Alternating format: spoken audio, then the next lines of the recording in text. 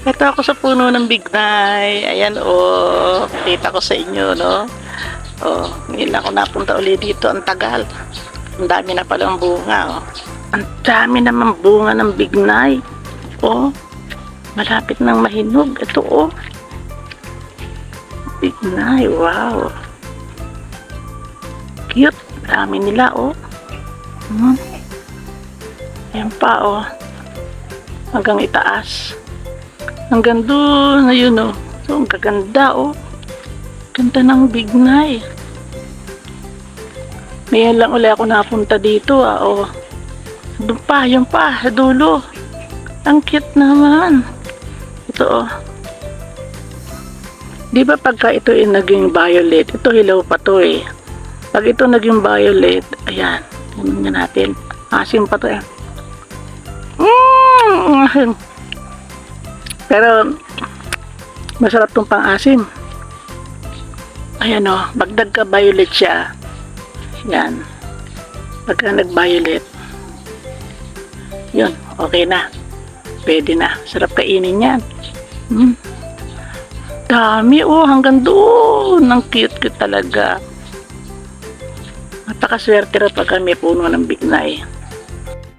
Ayun, ang dami palang bunga. Ang dami na palang hinog. Ang dami hinog, ayun, sa taas.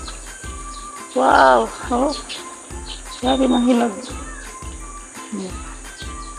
Teka, patay ng hinog. Ay, sorry. Ang nakuha ko yung to.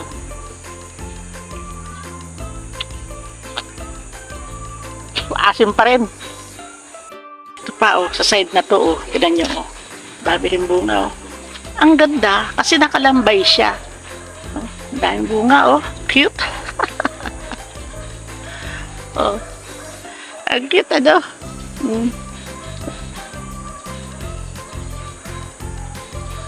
Kakatuwa. Iniikot ko yung puno ng bignay. Kasi yung puno niya ito, tingnan nyo, yan. Yan lang ang puno niyan, yan. Tapos, ayun. Sa taas, ayun,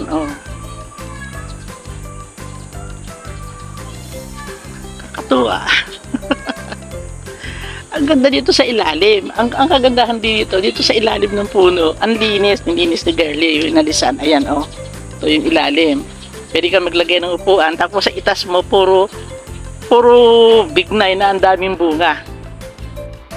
At heto na nga ako, after 5 days, tinignan ko ulit, binalikan ko itong bignay, at ang gaganda na nila ngayon, mas maganda sila ngayon kasi sobrang pulan talaga. At ako tuwa. At para bang sila ay yung mga bulaklak na naglawit-lawit, parang ganon.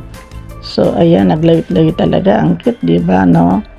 Tignan nyo, pulang-pula na, parang ang sarap ng kunin, kaya lang hindi pa sila pwedeng kunin kasi nga pag dumapulang ganyan, hindi pa yan hinog.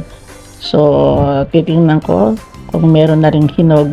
Ay, eto meron na rin palang hinog dun sa loob, dun sa ilalim ng, ayan, yung ilalim. Ito yung pinakita ko sa inyo isang araw na merong yung bang pwedeng magpahinga.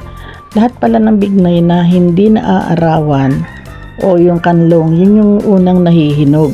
Kasi tago na to, ipipili ako, no? Tingnan ko lang, ang hirap lang kumuha kasi sobrang taas na. Kaya tinitingnan ko kung alin ang pwedeng kunin at pwedeng tikman.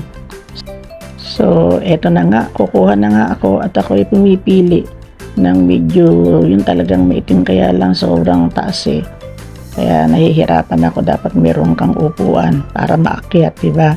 Ayan, pumipili ako yung talagang maitim. Siguro pwede na matikman yung itim na yan para malaman ko kung okay na siya, kung matamis, kung mapait, kung ano ba, maasim. So ayan, tikman ko na muna. Ayan, ang sarap. Ang sarap pala. Ang sarap pala. Nag-aagaw yung asim tsaka yung tamis. Kung pipiliin mo, pwede na siyang kainin. Ayan, diba, pwede na pang lipstick. Thank you very much for watching sa inyong lahat. Maraming salamat po. Bye-bye.